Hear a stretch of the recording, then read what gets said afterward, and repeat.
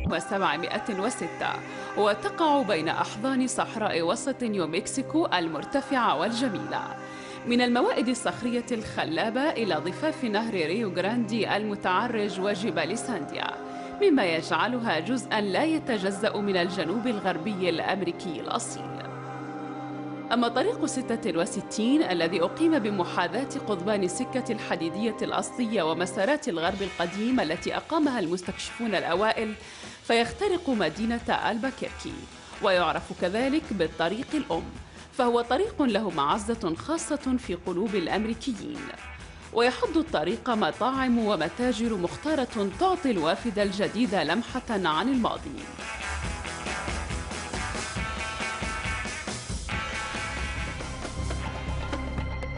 وعلى بعد 25 ميلاً في منطقة هادئة ومنعزلة في جبال ألباكيركي الشرقية يعيش زيد وأسرته.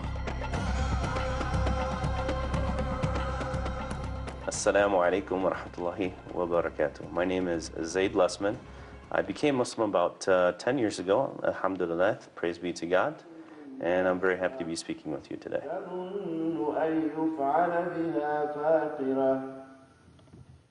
Assalamu alaikum wa rahmatullahi wa barakatuh. My name is Hiba Ahmed, and I was born and raised in the United States, and I've been raised all my life as a Muslim.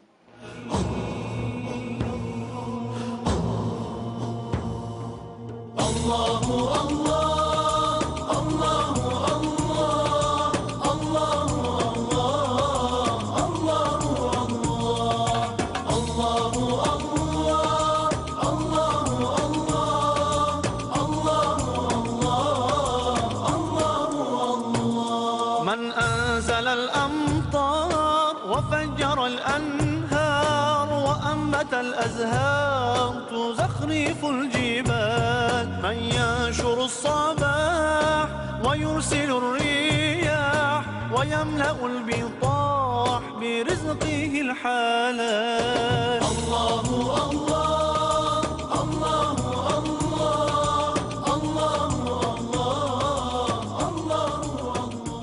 I was born in 1975 to a Methodist family. So I was born and raised in a Methodist family in the middle of Illinois, in kind of a more rural area. Okay, not in a big city, in a small city. And so we attended the church regularly every Wednesday and Sunday. We do newsletters, and we're a very integral part of definitely the church society and whatnot. So I always grew up going to Sunday school and learning about God and learning about the Gospels and the Bible and whatnot. And then came the time basically for confirmation. So when you affirm your belief in God and belief in the religion that you've chosen, being Methodist and whatnot.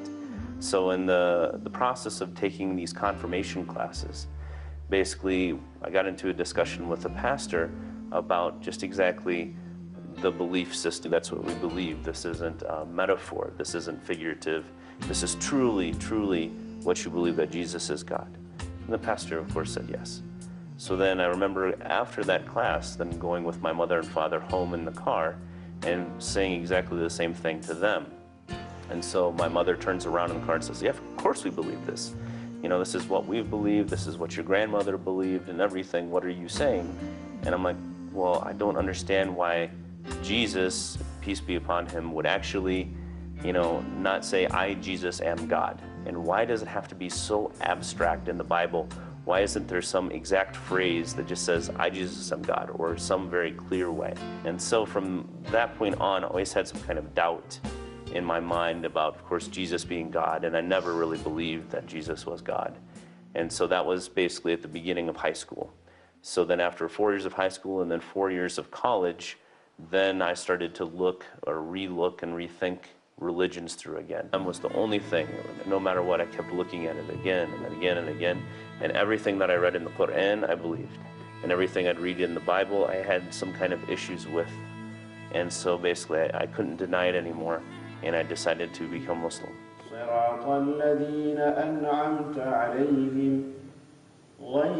So when I first became Muslim, that was like, it has to be one of the happiest days of my life. Okay? In that moment, it was a great source of happiness. And here in the States, when you become Muslim, What seems to be the trend is that that person that wants to become Muslim will go to the masjid on Friday for Friday prayers and will stand up in front of the entire congregation and will declare their shahada. So you have plenty of witnesses and whatnot for everything. And so, though it's not necessarily required, that seems to be what we do here in the U.S.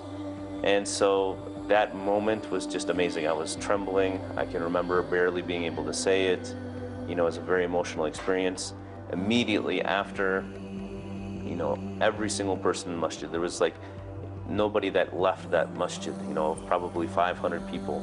Everybody came up and hugged me, shook my hand, cried. It was just a really great time. Wow. When Zaid first converted, my wife and I were both concerned about his religion.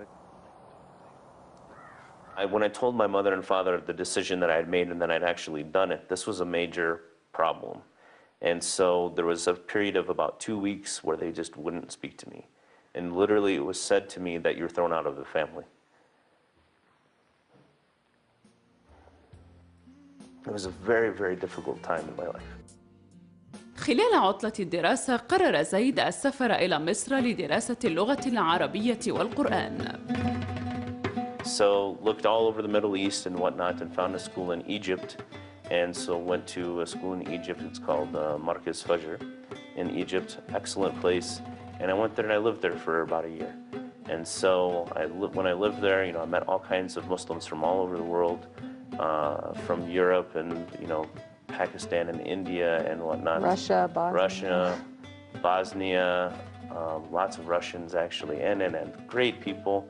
Anyway, long story short, so I lived in Egypt there for a year, and I studied Arabic, and that's where I learned to speak Arabic. في تلك الأثناء تعرف زيد وهبة في الجامعة في إلينوي. My parents are originally from Egypt. They were born and raised there, and their ancestry is Egyptian. They immigrated to the United States about 37 years ago, and I was actually born in Tennessee, and then lived there till I was 12 years old. Then my mother, who is a civil engineer, got a job in Texas, so we relocated to Texas, and I went to school at a Catholic all-girls school. My parents really liked that because they said the nuns were going to keep me in line, and I eventually went to college, got my bachelor's degree in mechanical engineering, and then went to the University of Illinois for my master's degree. I was working in a lab, and he used to come and borrow certain equipment from there. And he didn't actually know that I was Muslim because I wasn't outwardly Muslim. But at the time, he had started his faith journey and was studying Islam. And so when he found out I was Muslim, through conversation, he started asking me all these questions that I couldn't answer because I didn't know very much. So his questions pushed me to really go on my own faith journey and to say, okay, if I'm going to label myself a Muslim, then I better know what that means, and I better make sure that I have a conviction in that and choose it. So, you know, some people look at us and think, oh, did he become Muslim for you? And I actually tell people that he's the one that really pushed me to figure out what I believe. So it was very surprising and interesting to me and very humbling to me that this person who was, you know, born and raised in America and raised Christian was interested in the religion that I claimed. And that was another reason that kind of pushed me into starting to want to have answers, because if he actually knew more about Islam than me at that point. بعد أن حصلت هبة على درجة الماجستير في الهندسة الميكانيكية، التحقت بالعمل في شركة خدمات نفطية في تكساس. كانت إحدى المهندسات القليلات. So I was one of the few engineers working for this company, and unfortunately I was very sexualized and objectified in the workplace. And what I mean by that is men would tell sexual jokes around me. They would touch me in ways that were inappropriate. At the time I was not covering. And it was right before September 11th. I remember for a long time I was really struggling with my identity as a Muslim, because at this point I had started studying Islam more because of my interaction with the person who would become my husband and my interaction with different Muslims in graduate school. But at the same time I still was not confident enough or ready to put on the veil or to start to show an outward appearance of being a Muslim. Then September 11th happened, and I was at work at the time, and I remember my boss was saying to another person that I worked with, we need to just go over there and drop nuclear bombs on all of them. And he was clearly talking about the Muslims. And that was the first time I really started to feel like the other. But prior to that, I had never questioned being an American. I had never questioned my status in American society. But with that statement and with the events of 9/11, all of a sudden, I was the stranger. I was the other. I was almost, the enemy in this country. And it really shook me. It shook me to really think about who I was and how I wanted to present myself in society. 5 days after September 11th, I put the scarf on in public for the first time. So I was still working. I would wear normal business clothes, pants and shirts and this kind of thing, but I would have a scarf on. And then about 6 months after that, when the rhetoric at work was very polarized and I was constantly having fights with my coworkers about being Muslim and about 9/11 and about their stereotypes of Muslims, and also just the whole sexualized nature of the environment, I decided that I didn't want to work there anymore. At the same time, I had also been studying and taking classes in Islam, and I would say that my faith really increased. So I quit 6 months after September 11th, and the day I quit, I started to cover fully in this way that you see me now. And this was about a year and a half before my husband and I eventually married.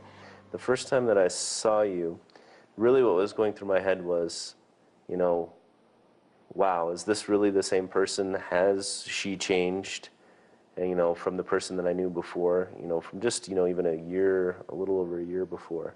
And so that was something that went through my head. But then, of course, we had conversations, and it was clear that you still were of the same mindset and whatnot. So that was put to rest. But then also, too, I have to admit, the other thing that was going through my head at that moment was, wow, so really? I'm Muslim, and now I'm going to marry a true Muslim wife here.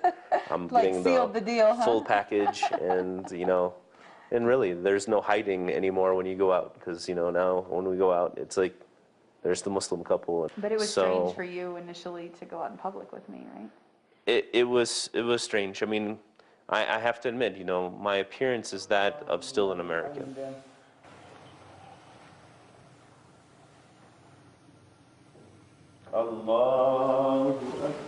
Now I'm 100% of the time Muslim, and yes, we're getting stares all the time, and I go out by myself, I don't get stared at nearly as much as I do with her.